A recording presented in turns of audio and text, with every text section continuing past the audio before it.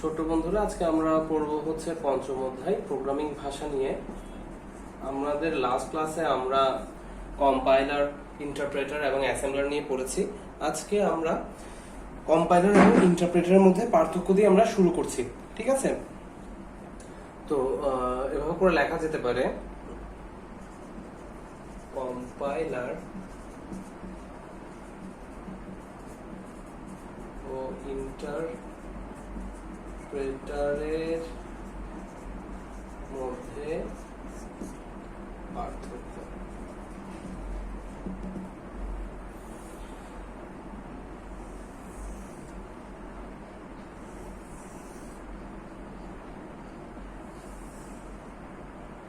Compiler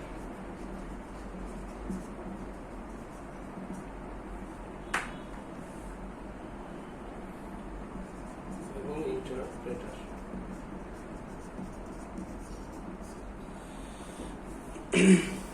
compiler, প্রথমে আমরা এটা গত ক্লাসেও আলোচনা করেছি। কম্পাইলার সম্পূর্ণ প্রোগ্রামকে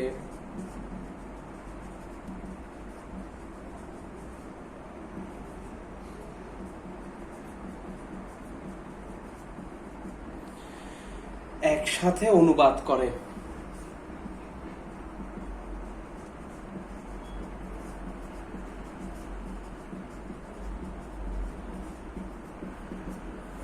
আর ইন্টারপ্রেটার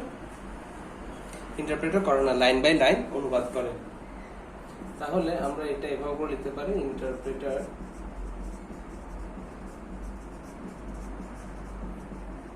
সম্পূর্ণ প্রোগ্রামকে একসাথে অনুবাদ করে না।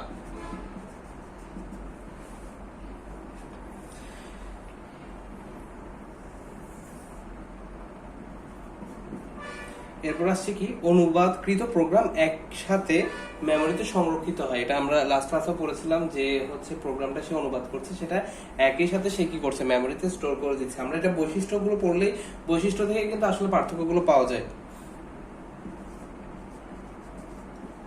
অনুবাদকৃত প্রোগ্রাম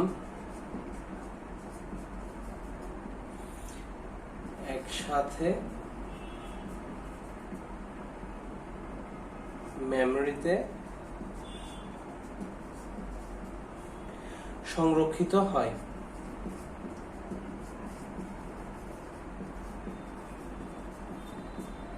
আর ইন্টারপ্রেটারের ক্ষেত্রে কি হয়, প্রতি লাইন আলাদাভাবে মেমোরিতে সংরক্ষিত হয়। অনুবাদকৃত প্রতি লাইন অনুবাদকৃত প্রোগ্রামের হবে, অনুবাদকৃত প্রোগ্রামের প্রতি লাইন আলাদাভাবে মেমোরিতে সংরক্ষিত হয়।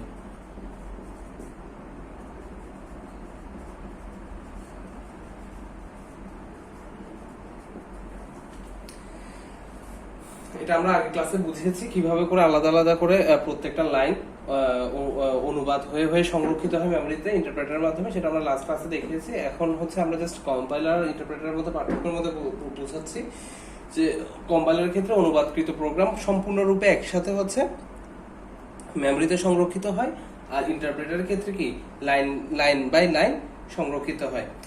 এরপর আমরা 3, 4, 5-এ চলে যাই।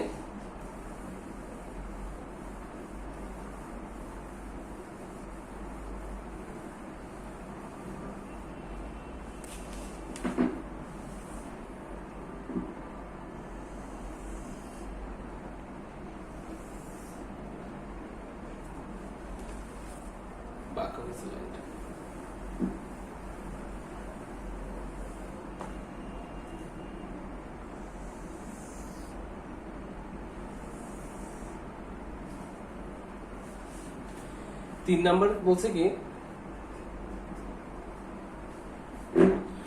প্রোগ্রাম নির্বাহের জন্য বা প্রোগ্রাম এক্সিকিউশনের জন্য, প্রোগ্রাম নির্বাহের জন্য ইন্টারপ্রেটার অপেক্ষা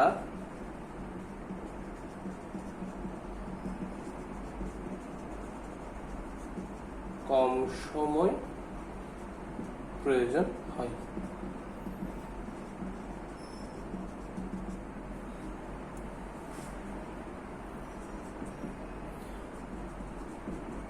প্রোগ্রাম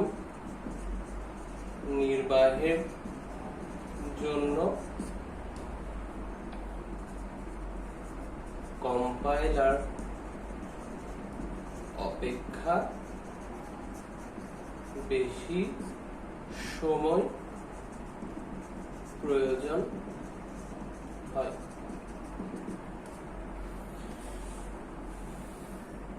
তারপর কি, কম্পাইলার যেহেতু একসাথে অনুবাদ করে তাহলে কি সেই সকল ভুলগুলো একসাথে প্রকাশ করবে।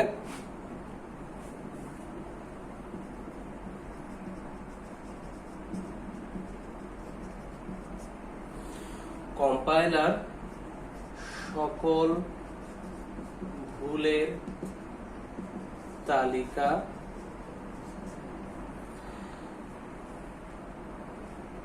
একত্রে প্রকাশ করে।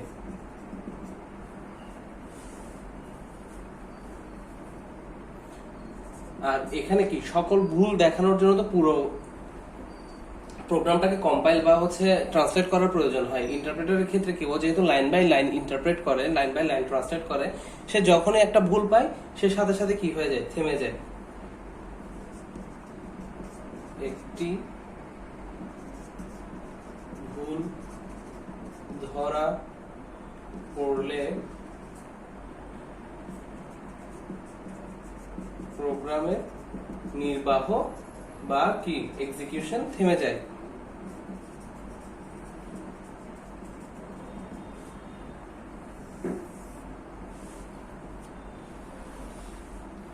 5 নাম্বার পয়েন্ট, কম্পাইলারের সাহায্যে ডিবাগিং এ বেশি সময় লাগে। ডিবাগিং কি আমরা লাস্ট ক্লাসে আলোচনা করেছি।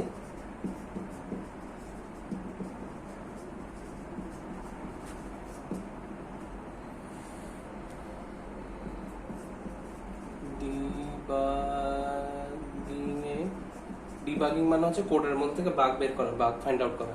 কম্পাইলারের সাথে সেই ডিবাগিং করতে বেশি সময় লাগে। ডিবাগিং করতে বেশি সময় প্রয়োজন হয়।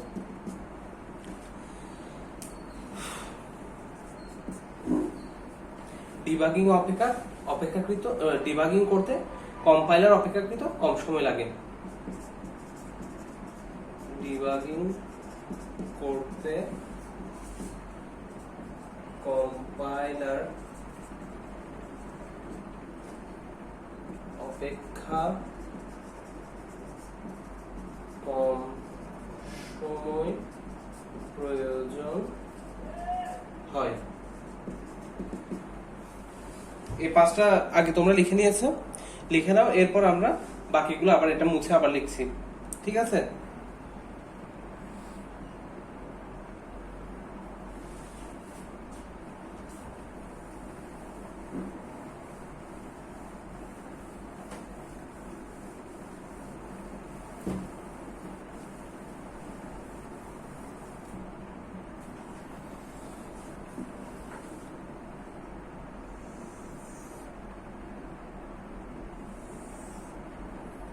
6 নাম্বার পয়েন্টে আসি আমরা। কম্পাইলার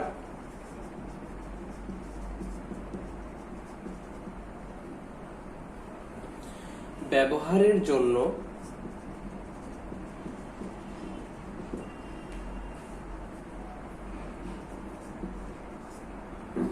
ইন্টারপ্রেটার অপেক্ষা বেশি স্মৃতির প্রয়োজন হয়।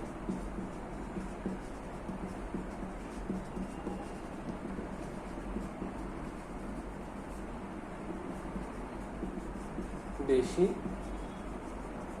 মেমরি প্রয়োজন হয়।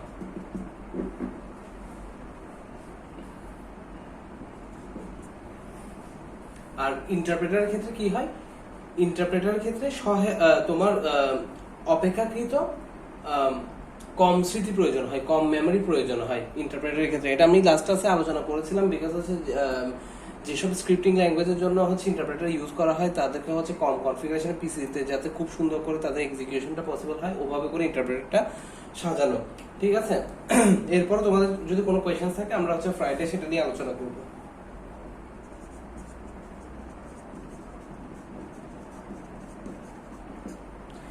ইন্টারপ্রেটার অপেক্ষাকৃত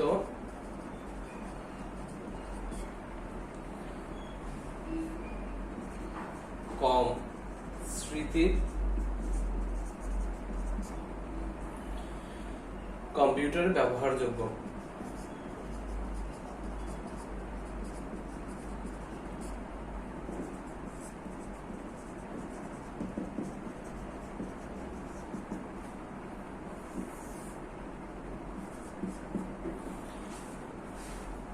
তারপর হচ্ছে এটাও লাস্ট ক্লাসে বলা হয়েছে যে সহায়ক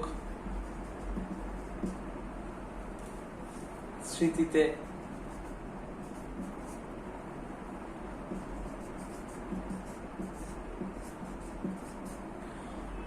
অবজেক্ট ফাইল তৈরি করে।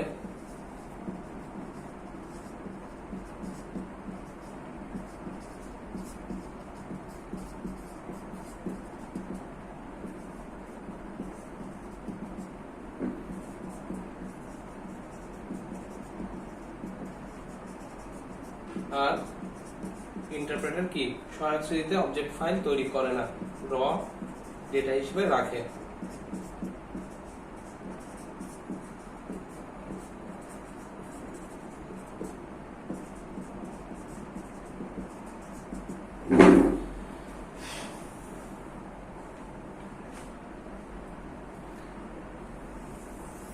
একবার অনুবাদ করে ফেললে, একবার কম্পাইল করে ফেললে সেটা পুনরায় অনুবাদ করার প্রয়োজন হয় না। পুনরায় অনুবাদ না করে সেটা ব্যবহার করা যায় যদি না আমরা ওই প্রোগ্রামের মধ্যে কোনো চেঞ্জেস আনি। অনুবাদকৃত প্রোগ্রাম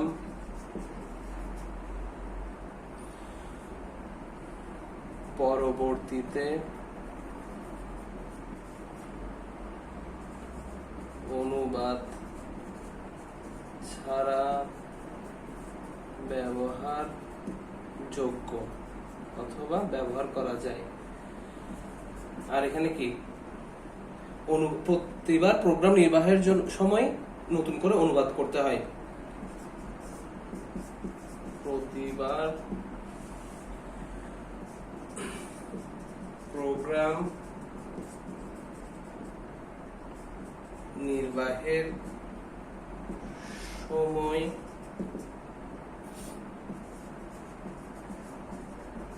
অনুবাদ করতে হয়।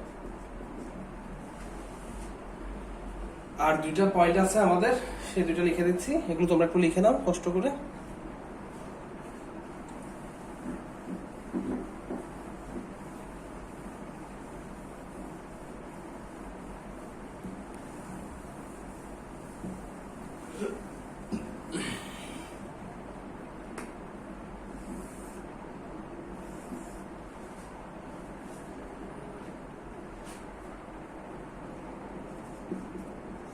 অনুবাদকৃত প্রোগ্রাম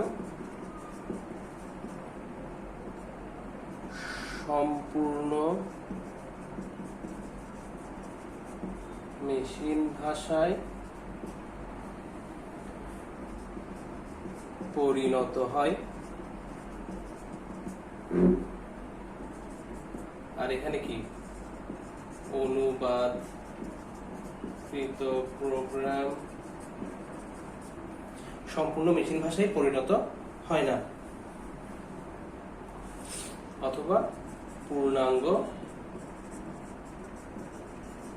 মেশিন ভাষায় পরিণত হয় না।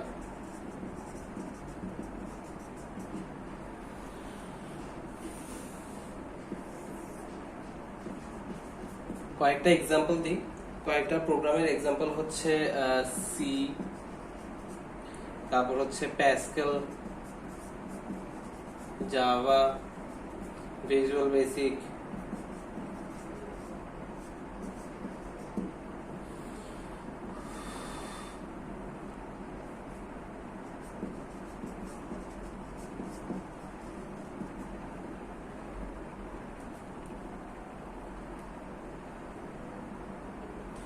ইন্টারপ্রেটার ব্যবহৃত হয় এরকম কয়েকটা ভাষার এক্সাম্পল হচ্ছে ভাষা বেসিক বা ল্যাঙ্গুয়েজ বেসিক, কিউ বেসিক ইত্যাদি। এটা ছিল হচ্ছে তোমাদের কম্পাইলার এবং ইন্টারপ্রেটারের মধ্যে পার্থক্য। এখন আমরা প্রোগ্রামের সংগঠন নিয়ে পড়ব, ঠিক আছে, বা organization of a programme.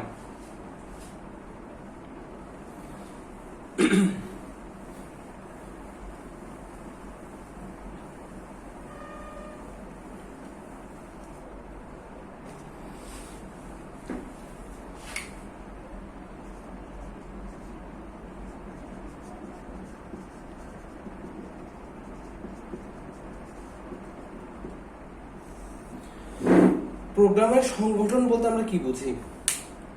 Programme কতগুলো যৌক্তিক ধারাবাহিক নির্দেশের সমষ্টি মাত্র, সেট অফ ইনস্ট্রাকশনস, ঠিক আছে।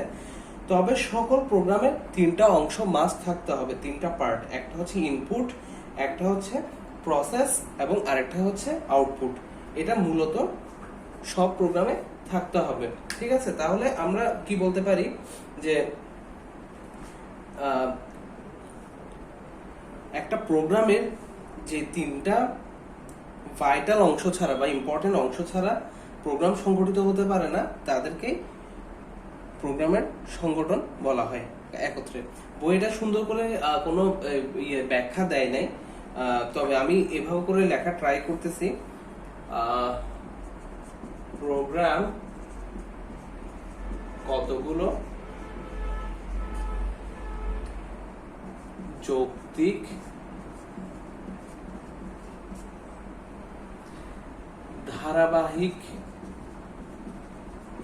ধারাবাহিকটা কিন্তু ইম্পর্টেন্ট, এই ধারাবাহিক কিন্তু উল্লেখ করতে হবে, কারণ এটা হচ্ছে লাইন বাই লাইন আসতে হবে, এই জন্য ধারাবাহিক বলতেছে, ঠিক আছে।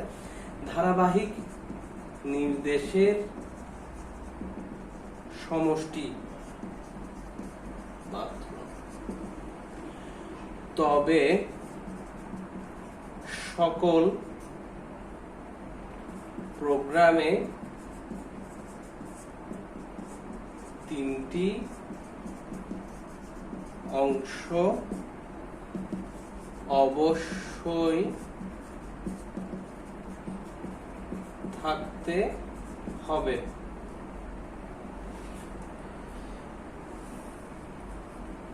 কোনো না কোনো ভাবে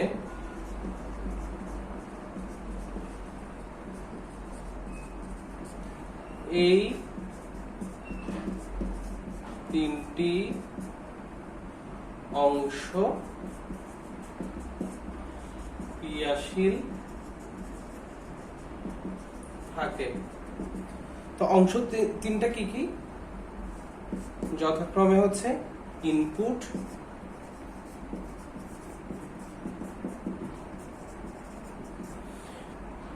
দুই হচ্ছে প্রসেস,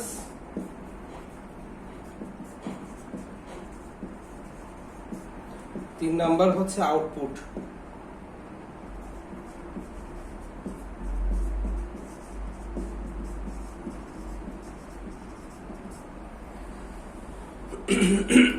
এখন ইনপুট বলতে কি বোঝাচ্ছে, প্রসেস বলতে কি বোঝাচ্ছে, আউটপুট বলতে কি বোঝাচ্ছে, সেটা আমাদেরকে দেখতে হবে, ঠিক আছে। তবে আমরা তো মূলত কি বুঝতে পারি যে ইনপুট মানে হচ্ছে কোনো কিছু ইনপুট নেওয়া, প্রসেস মানে সেটাকে প্রসেস করা, আউটপুট মানে কি তাকে আউটপুট হিসেবে দেখানো।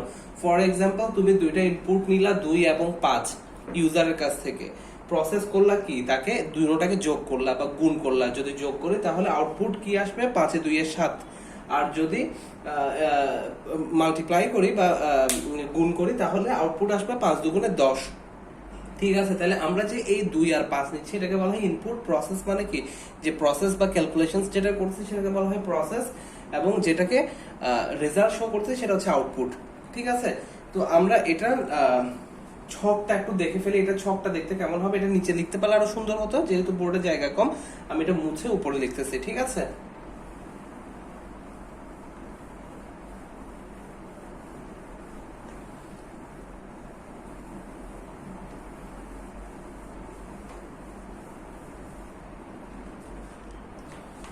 ছকটা দেখতে অনেকটা এরকম হবে। হ্যাঁ,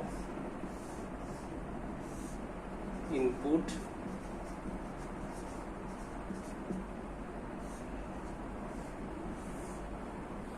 প্রসেস,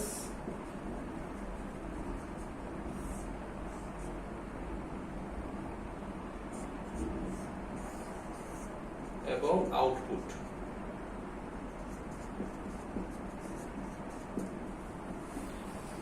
তাহলে ইনপুট বলতে কি বোঝায়? প্রোগ্রাম চালানোর পর কিবোর্ডের মাধ্যমে টাইপ করে বা অন্য যে কোনো ভাবে, অন্য যে কোনো উপায়ে কম্পিউটারকে যে ডেটা প্রদান করা হয় তাকে ইনপুট বলে। কি কি পদ্ধতিতে আমরা ইনপুট দিতে পারি? এটাকে আইও ডিভাইসও বলা হয়। যেসব ডিভাইসের মাধ্যমে আমরা হচ্ছে আসলে ইনপুট দিয়ে থাকি সেগুলোকে আইও ডিভাইসও বলা হয়ে থাকে। ঠিক আছে, এগুলো আমরা যখন আরো একটু বড় হব তখন আরো জানতে পারবো। তো এইসব ডিভাইসগুলো কি কি? ডিভাইসগুলো হচ্ছে মনে করো বা ইনপুট ডিভাইস, আইও ডিভাইস না ডিরেক্ট না বলে আইও ডিভাইসের মধ্যে ইনপুট আউটপুট দুটোটাই থাকে, ইনপুট ডিভাইস বলা যেতে পারে। তো আমরা কি কি ডিভাইসের মাধ্যমে মূলত ইনপুট দিতে পারি? কিবোর্ডের মাধ্যমে দিতে পারি, মাউসের মাধ্যমে দিতে পারি, ক্যামেরার মাধ্যমে দিতে পারি। Camera is a kind of input because you are taking selfie of yourself and detecting your face. ঠিক আছে, ফেস ডিটেকশন যে হচ্ছে সেটাও কিন্তু মানে কি ক্যামেরা তোমার ছবি তুলে সেটা কম্পিউটারকে ইনপুট দিচ্ছে।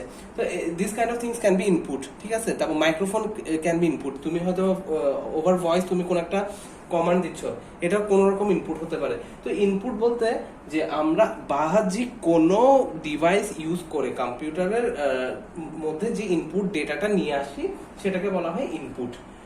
এখন আসে হচ্ছে প্রসেস। প্রোগ্রাম নির্দেশ অনুসরণ করে ডেটা সমূহকে প্রক্রিয়াকরণ করে কম্পিউটার ফলাফল প্রস্তুত করে। এই প্রসেসটাকে মূলত বলা হচ্ছে প্রসেস। মানে প্রসেসে মূলত কি হবে? ক্যালকুলেশনস, অ্যাড হতে পারে, মাল্টিপ্লাই হতে পারে, ডিভিশন হতে পারে, সাবট্রাকশনস হতে পারে, আর অনেক আমরা যত অ্যালগরিদম যা কিছু করবো সেটা মূলত হবে কি প্রসেস পার্টে। আর আউটপুট কি করবে? আউটপুট হচ্ছে প্রসেসকৃত ডেটা আমাদেরকে শো করবে। ঠিক আছে, এটাই হচ্ছে কম্পিউটারের সংগঠন বা organization of a program. Sorry, computer বলছি, প্রোগ্রামের সংগঠন বা অর্গানাইজেশন অফ আ প্রোগ্রাম। এখন আমরা দেখব প্রোগ্রাম তৈরির ধাপ সমূহ। খেয়াল করো,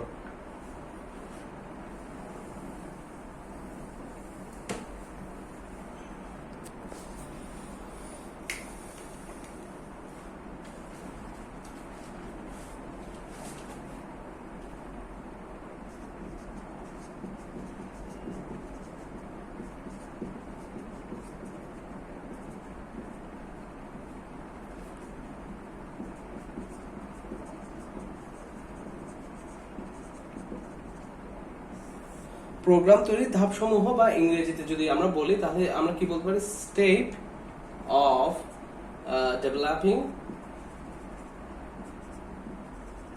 আ প্রোগ্রাম।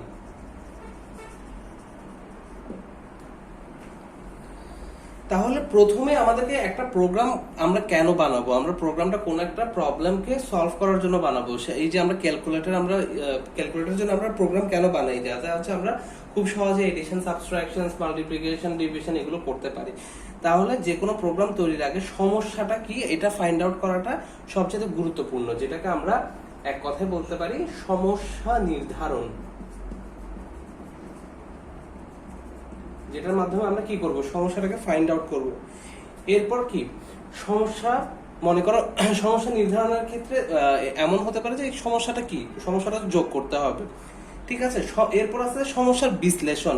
তার মানে কি তুমি সমস্যাটা আসলে কিভাবে যোগ করতে হবে, বা এই যে সমস্যা আমাদের ছিল যোগ করার বা বিয়োগ করার বা গুণ করার, ওটাকে তুমি বিশ্লেষণ করতেছো কিভাবে? যে আমি মনে করো আমার 3টা যোগ আছে, এই 15, 10, 25।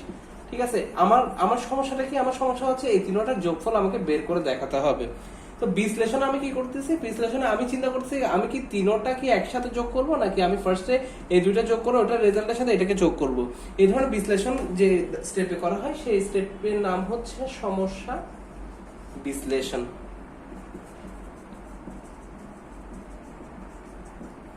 Third step program design. এখন প্রোগ্রাম ডিজাইন স্টেপে কি আসতে পারে, আমরা যে এই যোগের কাজটা করতেছি আমি কি এটা কোন ভ্যারিয়েবলে নিব, ভ্যারিয়েবলটা টাইপ কি হবে, ইন্টিজার হবে নাকি হচ্ছে ডাবলস হবে, ডাবল হয় কখন যদি আমার এটার পরে যদি দুইটা শূন্য থাকে বা এটা যদি দশমিকের পরে যদি এর কোনো কিছু থাকে তখন হচ্ছে তার ডেটা টাইপটা কি হবে, তারপর হচ্ছে আমি কি এটা কি ইন্টিজার নিচ্ছি নাকি ডাবলস নিচ্ছি, আচ্ছা সে তারপর হচ্ছে যোগটা কি আমরা এই দুইটা স্টেপে করব, সেক্ষেত্রে এই ভ্যারিয়েবলটার নাম কি হবে, এই ভ্যারিয়েবলটার নাম কি হবে, ওটার আউটপুটটা আমি কোন ভ্যারিয়েবলে রাখবো, তারপর হচ্ছে আমি কি ডিরেক্ট এটার সাথে যোগ করে দিব কিনা। এই যে কিভাবে প্রোগ্রামটা অ্যালগরিদমটা কি হবে সেটার নাম হচ্ছে এই প্রোগ্রাম ডিজাইনের মধ্যে হয়ে থাকে। আমি পুরো প্রোগ্রামটা আমি কিভাবে করব সেটা ডিজাইনটা করব হচ্ছে আমি এই স্টেপে। 4 নম্বরে আমি কি করব, কোডিং স্টার্ট করব। আমার যে অ্যালগরিদমটা রেডি হয়েছে মূলত সেটা দেখে দেখে আমি কি করব, প্রোগ্রাম ডিজাইনের অন্য নাম বলতে পারছি অ্যালগরিদম ডিজাইন করা। অ্যালগরিদম মানে কি, যে আমার প্রোগ্রামটা কিভাবে করে চলবে, ঠিক আছে, সেটার যে একটা সুডো কোড, বা আমি যদি অ্যালগরিদম বলে থাকি যে এই 10-এর নামাতা বলো, ঠিক আছে, তাহলে অ্যালগরিদমটা কি 10 পূরণ 1 ইকুয়ালস টু 10, 10 পূরণ 2 ইকুয়ালস টু 20। এখানে একটা যে অ্যালগরিদম এটাকেই বলা হচ্ছে প্রোগ্রাম ডিজাইন। এই যে আমার যে একটা লুপের মধ্যে আমি টাইম স্টেবলের যে কাজটা করব, এই ধরনের যে অ্যালগরিদম রেডি করা এটাকে বলা হচ্ছে প্রোগ্রাম ডিজাইন। ঠিক আছে, যে কোনো অ্যালগরিদম ডিজাইন করা হয়েছে এই প্রোগ্রাম ডিজাইন পার্টে। আর এর পরের পার্টে কি করব, এই অ্যালগরিদম যেটা রেডি হয়েছে আমাদের সেই অ্যালগরিদমটা দেখে দেখে we will be just doing codes. আমরা কি বলবো এটাকে, প্রোগ্রাম কোডিং। ঠিক আছে, আমরা ডিজাইনটা দেখে দেখে এখন জাস্ট কোড করতে থাকবো। কোড করা শেষ, আমার কমপ্লিট হয়ে গেছে, আমার প্রোগ্রাম রেডি। কিন্তু আমার প্রোগ্রামের মধ্যে কোনো ভুল আছে কিনা, আমি পরীক্ষার হলের মধ্যে আমি 10-এর নামতা লিখলাম কিন্তু সেই নামতার মধ্যে কোনো ভুল আছে কিনা সেটা আমরা কি করি, রিভিশন দিয়ে করি না। ঠিক একইভাবে এখানে হচ্ছে রিভাইজ দিতে হবে, যেটার নাম বলা হয় হচ্ছে প্রোগ্রাম ডিবাগিং। এগুলো নিয়ে আমরা ফ্রাইডে আরো ডিটেলস আলোচনা করব। প্রোগ্রাম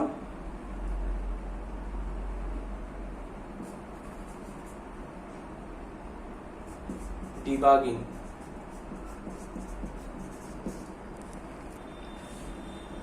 এর পাশাপাশি কি, ডিবাগিং তো করলাম, এর পাশাপাশি আমাকে কি করতে হয়, টেস্টিংও করতে হয়।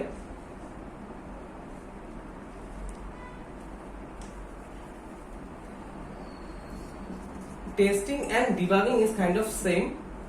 ডিবাগিং করা হচ্ছে আমরা বাগগুলো ফাইন্ড আউট করি, আর যে ওয়েতে বাগগুলো ফাইন্ড আউট করি ওটার নাম হচ্ছে ডিবাগিং। এবং টেস্টিং মানে কি, আমার যে ইনপুট দিলে যেরকম আউটপুট আসার কথা, যে লেভেলের টেস্ট, ওটাকে বলা হয় টেস্টিং। ডিবাগিং এর মাধ্যমে কি আমি সিনট্যাক্স এরর করতেছি কিনা, কোনো জায়গায় কোনো ভ্যারিয়েবলের নাম ভুল করছি কিনা, এই ধরনের বিষয়গুলোকে বলা হয় যে ডিবাগিং মূলত। আর টেস্টিং মানে হচ্ছে আমি 10 পূরণ 1 দিছি, আমার আসার কথা 10 কিন্তু আসছে হচ্ছে 5, বা 10 পূরণ 2 দিছি, আমার আসার কথা 20 কিন্তু আসছে হচ্ছে 10। তো এই ধরনের প্রবলেমগুলো ফাইন্ড করা হয় টেস্টিং এর মাধ্যমে। It's very close, debugging testing is very close. Debugging মূলত হয় হচ্ছে একদম কোডিং লেভেলে, যেখানে কোড লিখছো ওখানের মধ্যে প্রবলেম ফাইন্ড আউট করা, এবং টেস্টিং হচ্ছে অনেক সময় ইনপুট আউটপুটের উপর যাচাই করে ফলাফল নির্ধারণ করার প্রক্রিয়াকেও টেস্টিং বলা যেতে পারে। এরপর আস্তে আস্তে হচ্ছে প্রোগ্রাম ডকুমেন্টেশন। এটা কেন ইম্পর্টেন্ট, কারণ তুমি যে কোডটা করতেছো, ঠিক আছে, তুমি যে প্রোগ্রামটা লিখছো এটা হয়তো বা 6 মাস পরে গিয়ে তুমি যখন এই প্রোগ্রামটা দেখবে তখন তোমার মনে নাও থাকতে পারে যে তুমি এটা কিভাবে করে করছো। এই কারণে প্রোগ্রামটাকে ডকুমেন্ট আকারে সুন্দর ভাষায় সুন্দর করে একটা ডকুমেন্ট তৈরি করতে হয়, যাতে হচ্ছে ওইটা দেখে, প্রোগ্রামটা দেখে পরবর্তী না বুঝলেও ডকুমেন্টেশন পড়লে যাতে কমপ্লিট আইডিয়াটা পাওয়া যায় যে আমি প্রোগ্রামটা কেন লিখছিলাম এবং কোন জায়গায় কি কারণে এইভাবে করে কোড করা হয়েছিল, প্রত্যেকটা সবকিছু জিনিস ডকুমেন্টেশনে থাকে। সেক্ষেত্রে তোমার লেখা প্রোগ্রাম তুমি না থাকলেও আরেকজন যাতে ডকুমেন্টেশন দেখে সে প্রোগ্রামটা বুঝতে পারে, এটাও হচ্ছে অন্যতম কারণ। 7 নাম্বার, ডকুমেন্টেশন করলা, এখন তুমি যে প্রোগ্রামটা লিখছো ওই প্রোগ্রামটা কোথাও সেভ করে রাখতে হবে না, ডেটাবেস সার্ভারে হোক বা কম্পিউটারে হোক বা যে কোনো হার্ড ডিস্কে হোক, যে কোনো জায়গায় যে সংরক্ষণ করে রাখবা সেটাকে সেই স্টেপের নাম বলা হয় হচ্ছে প্রোগ্রাম রক্ষণাবেক্ষণ।